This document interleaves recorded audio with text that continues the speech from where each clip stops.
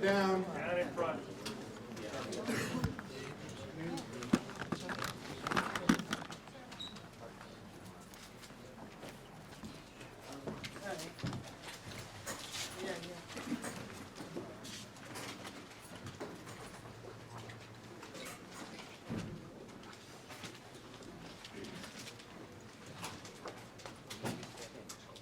My name is Dan Hartman.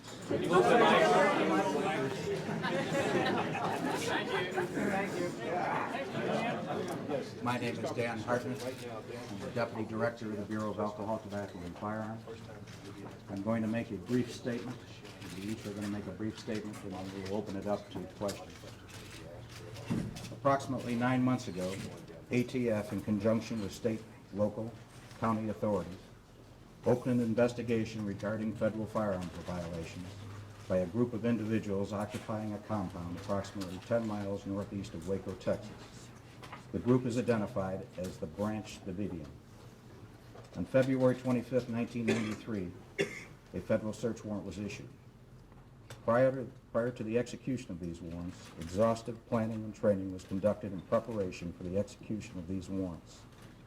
On February 28, 1993, at approximately 9:40 a.m., ATF agents, while attempting to execute a warrant, were met with heavy gunfire as they approached the premises. The subsequent exchange of gunfire resulted in 4 ATF agents being fatally wounded and 15 agents sustaining gunshots and various other wounds. It is believed that prior to the execution of the warrant, a phone call was received which placed the occupants on alert. There is no doubt they were expecting our arrival. The agents who executed this warrant were well prepared and well trained. If it were not for this training and preparation, there could have been an even greater loss of life. From personally talking to my agents, I've heard numerous accounts of uncommon heroism and courage that took place during the course of this event. I'm very proud of each and every one of them. I want to extend my deepest sympathy to the families of those agents who gave their lives or sustained injuries during the course of this operation.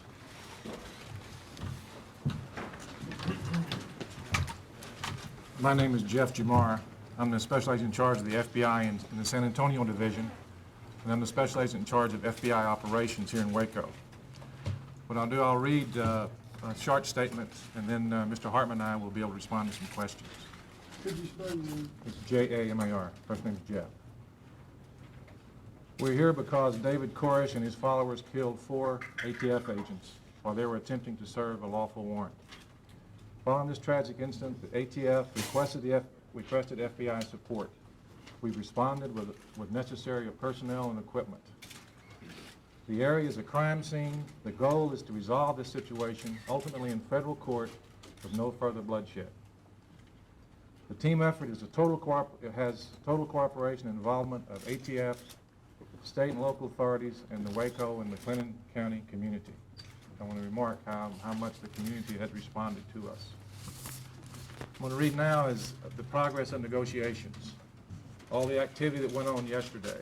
I want you all to understand it, and so I'm going to read it very carefully. Negotiations were begun by ATF immediately following initiation of hostilities at approximately 9:45 a.m. on Sunday morning. Following lengthy discussions between the negotiation team and David Koresh, an agreement was eventually reached for a peaceful resolution of the situation. In the meantime, what happened was we've maintained a negotiator from ATF who has established very good contacts with him, but the management of negotiations are done by FBI agents from outside. Koresh requests an hour-long message be broadcast over the Christian Broadcast Network. In return, he promised to immediately and peacefully surrender. At 1:30 p.m., the message was broadcast nationwide. Following the broadcast, Koresh indicated he and his followers were coming out of the door momentarily. 2 hours passed with no movement and no response to negotiators' efforts to make contact. In subsequent contacts with Koresh, he stated that he had received a message from God instructing him to wait. The negotiation team undertook efforts to convince Koresh to fulfill his promise and to surrender immediately. Koresh refused to honor his promise and has indicated he will keep his promise to come out when he receives further instruction from God. Negotiations continue with the goal of obtaining a peaceful resolution to the situation with no further bloodshed.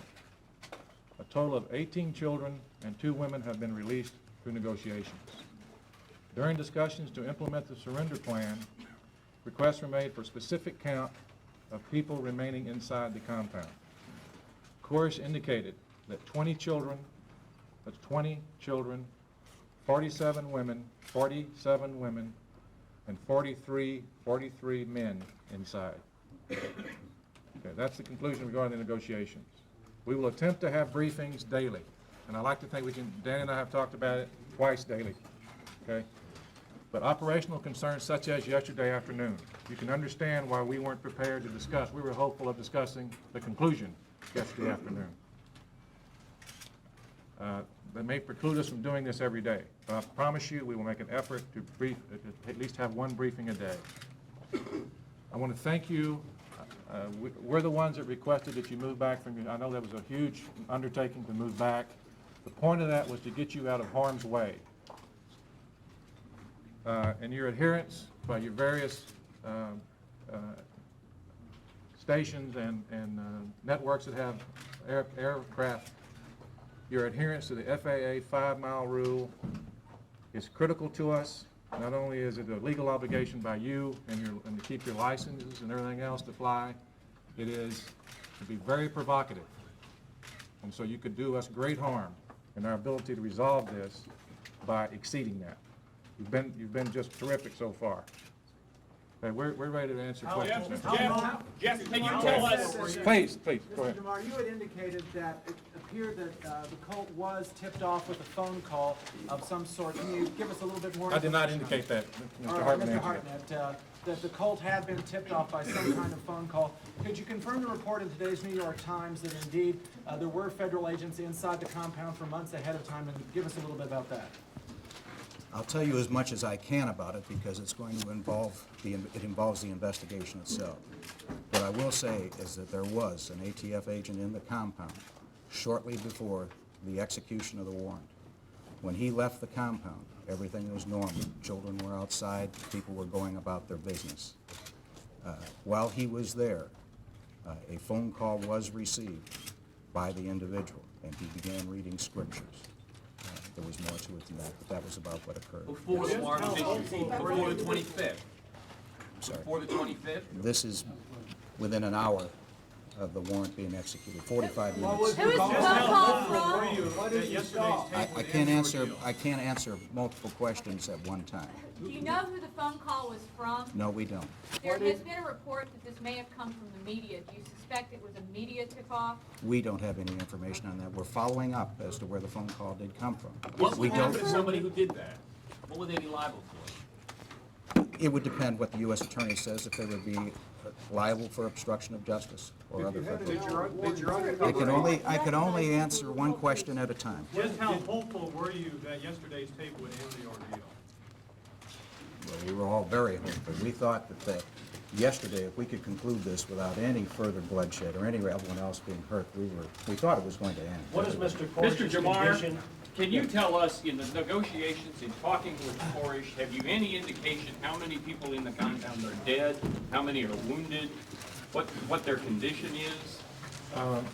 The people that the negotiators are talking to indicate there's possibly, that the people we're talking to say 3 people wounded, to include Corish. The extent of wounds, we don't know. The extent of his wounds, we don't know. Interviews of people who were involved in the raid and interviews of the people who have been released indicate that there are some bodies in the compound. The precise number, we do not know. Are any of those Relative agents, to those dead, are any of those agents, or have all the agents been accounted for that participated in the raid? Yes, they have. What's the tactical Warrant. situation? What's the tactical situation? Number of agents, armament? Okay, I'm not going to talk about the specifics of the tactical institution, organization. Please, one at a time. relatives of those in the cult think that you all may know who the dead people are. If so, do you know, and if so, why haven't you released the names to the families? Well, number one, we don't know who they are. We don't know. We don't know how many there are. And the question was, do we know the names of the people who are the body of the persons who were killed in the compound. We don't know that, and if we had the names, I'm not certain that we would release them, but we don't have them anyway. Can you say what God said to him? Can you get a little more details of exactly after 1:30, you're waiting for him, you finally make contact, what does he say? The question was, what did God say to Koresh? He says that he did not fulfill his promise to leave immediately with his followers because God told him to wait. Is your strategy now, are you prepared to Please, wait for please, God? please. You're prepared to wait for him to receive the message he wants to receive? We're prepared to do whatever it takes and stay here as long as it takes to settle this matter without any further bloodshed. After he says that, as part of negotiations, do you kind of, can you amplify upon that? Did you suggest that maybe he heard wrong? Did you try to coax him out? I mean, what goes on? Well, I think it's a matter of between the negotiators. They've established what we had thought a very good trust. It's a matter of a very extended conversation, a lot of conversation back and forth between the negotiators. Mr. Hart, has there been any talk of a deadline at this point in terms of your response to the situation? A deadline? We want to resolve it as soon as we can. It does no good to set deadlines. Is there anybody else that you're negotiating Question, with? please. What do you have? Mr. Hartnett, I understand from a source that the ATF raid plan originally involved the use of APCs and/or armor, and that raid plan was changed in the last few days or few hours. Can you confirm or deny that? That's not true. No, it isn't. Could you have done this differently? Could you have done it without this ending up in the siege situation that we're all in right now? Well, we didn't expect the siege to occur. We expected this thing to go without anybody being injured. Months and months of planning went into this. May I finish answering the question? When we went into this compound, the element of surprise was essential. The element of surprise was essential for us to get in. There are over 75 women and children. We have a fire discipline. We're law enforcement officers, so we can't fire without having a target and individuals. So when we went into the place and they opened fire on us, we were halfway into the location when they opened fire on us. Was the local safety crew there before you got there, Mr. Hart? When the undercover agent heard this phone call, did he realize at the time that this was a tip? And also, could you describe to us what kind of firefights went on inside the compound, how far the agents penetrated? He did not realize this was a tip at the time. When they got into the compound, there was 3 entry teams entering from different sides and into the center of the compound. They pulled up logistically on different parts of it. Agents who were going up through the rear were going up into a location where an arms cache was thought to be. They got into the building, and once they got into that room, firing started coming through the walls. They were spraying indiscriminately. We had to wait for a target because there were so many women and children that were usually at prayers during that time. Mr. Hart, there's been a lot of questions. Mr. Hart, there's been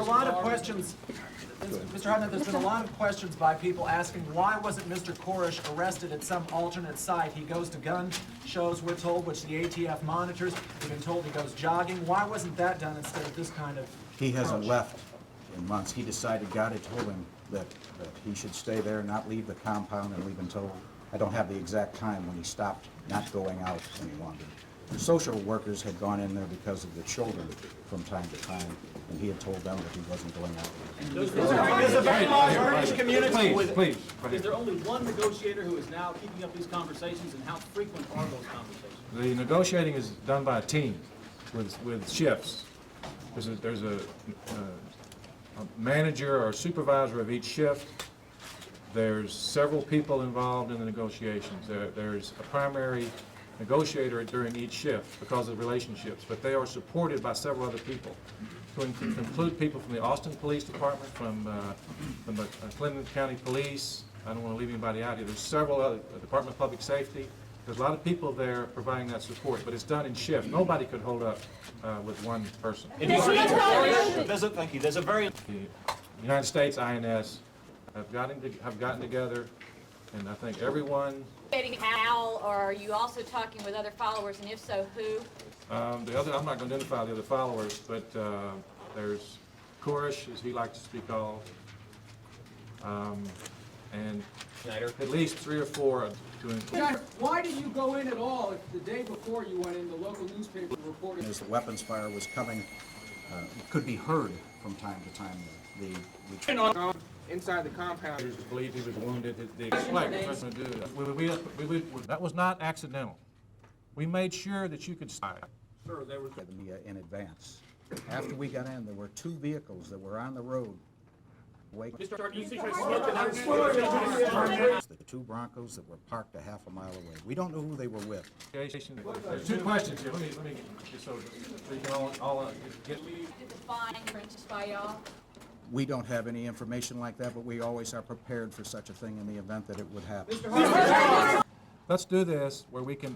Suffer such the highest casualties from this raid. We were told that. The assignment of the New Orleans team was going. They hit our agents immediately. And we were already inside when that occurred, but it was because it was the team.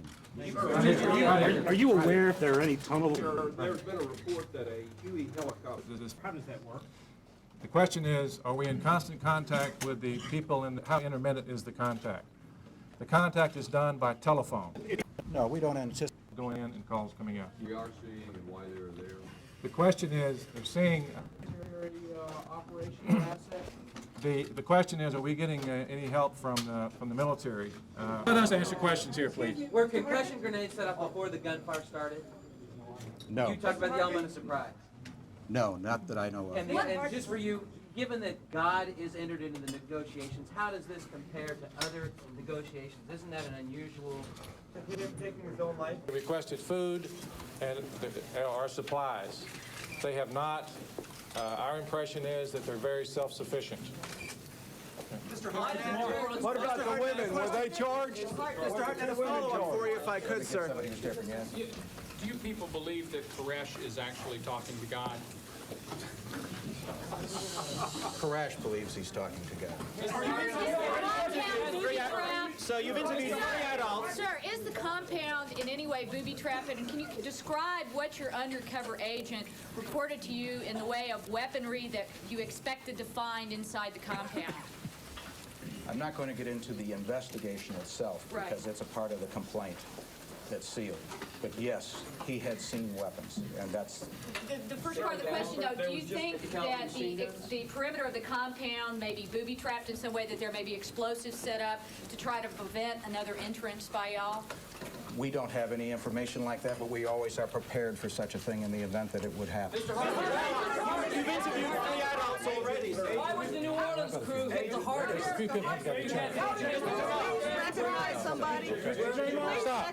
Stop, please. What we want to do here is give some other people a chance. They haven't had a chance to ask questions. Okay, well, you may have one, but just wait a minute. Just let me finish, please. Let's do this where we can we'll not waste so much time. We can get some people some chance to ask questions that haven't had the chance yet. Right here. For how long are you going to wait peacefully before you can go in by force? Are you going to use force? We're not contemplating assaulting that compound at all. Mr. Jamar, 3 of the dead were New Orleans unit members. Why did New Orleans suffer such the highest casualties from this raid? We were told that they were the team that hit the center of the building where the highest gunfire was.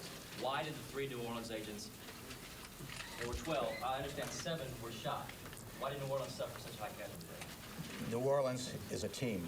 All this was a team concept. They are SRT teams, specially trained teams from our divisional offices. The assignment of the New Orleans team was going around to one side of the building. When they went up on the roof to go into this arms location that I mentioned to you, that is where they took the gunfire, the most heavy gunfire. There was gunfire coming from the front. That we were able to really take care of most of that. But the gunfire on the side of the building, which was coming down, they hit our agents immediately, and we were already inside when that occurred. But it was because it was the team. Right here. If there are any tunnels underneath? We're not aware of any right now. Mr. Jamar? Right here. The British government says that there may be as many as 29 British citizens inside the compound. You confirm that figure or give any other figure? We don't have any precise figure on the nationality of any of them. There's one over here. Yeah, right Yes, here. sir. Right There's been a report that a Huey helicopter was seen flying over the compound just a few minutes ago, very low, and that someone might have gotten into the helicopter. Is there, do y'all know anything about that incident? There was a survey being done of the scene on a helicopter, whether anybody, and that's supposed to happen while, the question was, the Huey helicopter flying over this vicinity and somebody got into it.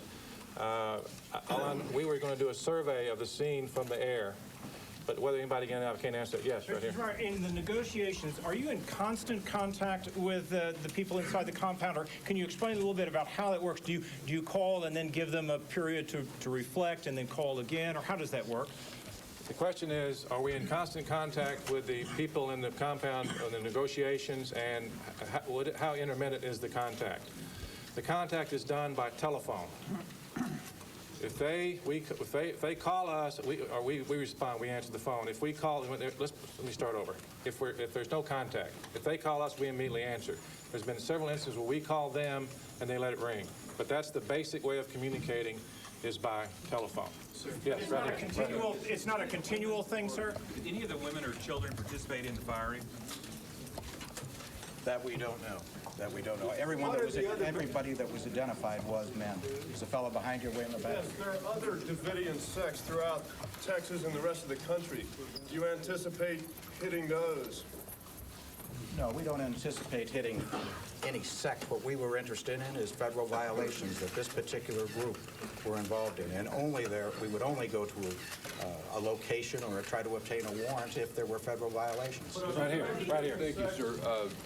I have a question, two questions, and I hope you can answer them. The first is, during the early days of this, the leader of that sect was making telephone calls or receiving telephone calls, like to radio stations and the like, and that has stopped. Have you cut him off? Is he incommunicado now to the rest of the world, only can talk to the FBI? There's been an effort to control otherwise we can't maintain contact with them. There's been an effort to control calls going in and calls coming out. Yes. Second question. Okay, go ahead. From our telephoto pictures, we're noticing. Start over, please. From our telephoto pictures, we're seeing lots of military armored equipment, APCs and the like. We're not sure. It's a little bit fuzzy. Also, some empty buses sitting in the compound. Can you confirm those are in fact what we are seeing and why they're there? The question is, they're seeing armored personnel carriers in the vicinity of the compound and buses inside the compound. You saw the buses go by you yesterday to pick up the people that ATF brought the buses out. Okay, the armored personnel carriers are Bradleys, and we're using those in order to establish a perimeter around, the FBI is using them to establish a perimeter around the compound. In addition, part of the evacuation or the surrender was one of them is an ambulance, Bradley, to take out people who need medical treatment when we take them out. Yes, right here. Right. Question about the Army Delta anti-terrorist team or any other military operational asset? The question is, are we getting any help from the military? From the Delta team specifically. The question is, are we getting help from the Delta team? And we're not. The question is, we're getting other support. The Bradleys are a good example. That's from the National Guard. When did you last embark, Branch? I'm a Davidian, and I'd like to answer the question in regards to him. Wait. Let us answer questions here, please. Were concussion grenades set off before the gunfire started? No. You talked about the element of surprise. No, not that I know of. And just for you, given that God is entered into the negotiations, how does this compare to other negotiations? Isn't that an unusual element here to what you all are used to? Well, I don't know. Anytime you negotiate with anybody, you have to deal with what's in their mind. And this is not even that much unusual. Right here. How loyal are these people that are still left inside? Do some of them want out? Do you have any idea? Can't answer that. Can you tell us? Right here. Any fears of him taking his own life? The greatest fear we have is that there will be further bloodshed in this incident. You ready? I think we've got about all we can do today. We'll be back tomorrow. Any other non-U.S. nationals? Local agencies were involved.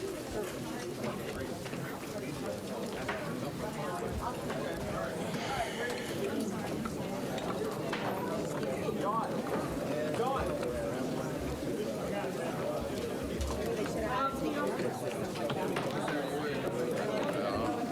the airway.